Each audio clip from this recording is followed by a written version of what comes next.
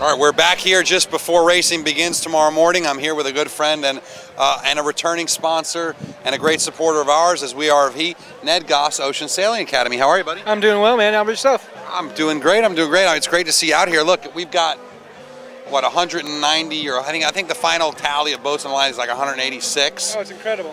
Which is almost 15 more than last year, and once again, blown out. I mean, this is your town. What do you think? Oh, it's awesome. I mean, Charleston's a great place to sail, and it just keeps attracting the talent and attracting the people to come out here and race and sail on the harbor and enjoy Charleston. Well, I think, and one of the things I really noticed, aside from the numbers that have been growing, this year there really is a notch up in talent across the fleets, especially the inshore one design fleets, but the 24s, the 20s, the Vipers, and the J80s. Really good talent. I mean, are you surprised at some of the names you're seeing here? Yeah, I think the water, the wind, and the air location brings the talent in, plus the local talent helps bring outside talent in. We work real hard. I race in the Melgis fleet, as you know, and we work real hard together to get ourselves up strong and good, and when we go out and race against the talent, they then want to come back here and race against the talent. So I think that really helps bring the appeal here.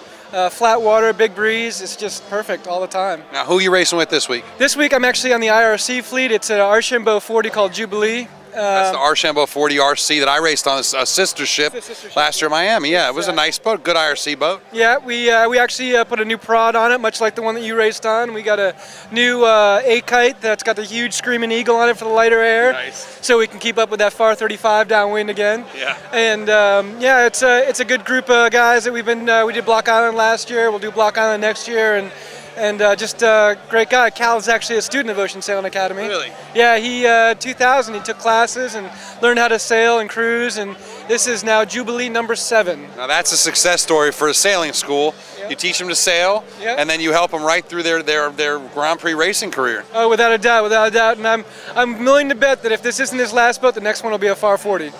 I'm willing to bet that. You might as well just go into a fleet where there's actually racing and get a Melgis 32. Yeah, he's. I think that's a little bit too much right now. But I've actually tried to get him on the 24, but he says a 6'6" frame just doesn't fit on a 24.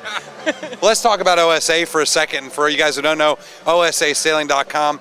OSA does a whole bunch of things. I know you got the Colgate 26s, you do Melgis 24 racing clinics, cruising, you got a J109.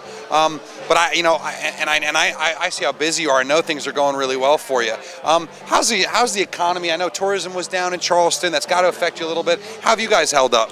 Well, actually, through this recession, we actually stayed quite flat. We taught the same amount of classes, if not more, last year. The revenue is right along the same. We've got now we've got new boats in the fleet. We've got a J120 in the fleet as well. Illyria, I believe is the name of the boat. It's in our fleet, and She'll be racing this week. Yeah, she's racing out there, and we've also got a couple of new boats coming in May, which helps draw that in. What kind of boats are those? I think we got 2 FAR 40s coming in May. Really? Yeah, to do some match racing and stuff like that this summer. Isn't that interesting? So a couple of FAR 40s on the harbor would be pretty nice. Yeah, it's in the works. We've got to work out the numbers, make sure we can get it out there, make sure people in Charleston want to get out in the water and sail Thursday nights and do some match racing. But that's the plan, and if not this year, we definitely will be here next summer and for C2B. So.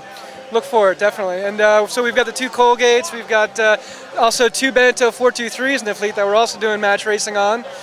Both of them with a deep keel, full sails, asymmetric with a bowsprit. So yeah. I think I've slept on one of those boats. You have, yeah. Yep. In fact, on Monday, right after this event, we've got a team building event with IMS, as an international medical company coming in. They're doing it again. They came in November, coming in again. So you do that, companies that come in and you guys do racing with them and all the exercises and. They come in the morning, learn how to sail, have lunch at Edgewater, come out here in the afternoon and race against each other. Can't complain. Come back in for a champagne toast. Right on. Well, it sounds like things are great at OSA. Make sure to check them out, OSAsailing.com, and send in an email. And if you say you watch this show, I'm sure they'll give you a nice discount. Oh yeah, 10%, man. You know it. Maybe even a little more if you really start bitching. Even more, you know it. I do the best to pry things out of my sponsors' hands. But Ned, thanks for coming back, and good luck. We'll watch for you. Do you have any logos up on sale so we can keep an eye out? We've actually, the Melgis 24 I raced at the Worlds with the OSA kite will be here, and then we'll have a couple of 24s flying OSA flags, and then the Archambault, we have it flying at the dock. So I'll tell the photographers. Yeah, man, definitely. All right, awesome. buddy. Thank you. Man. Yeah, Thank you. We'll see you. Yep, good.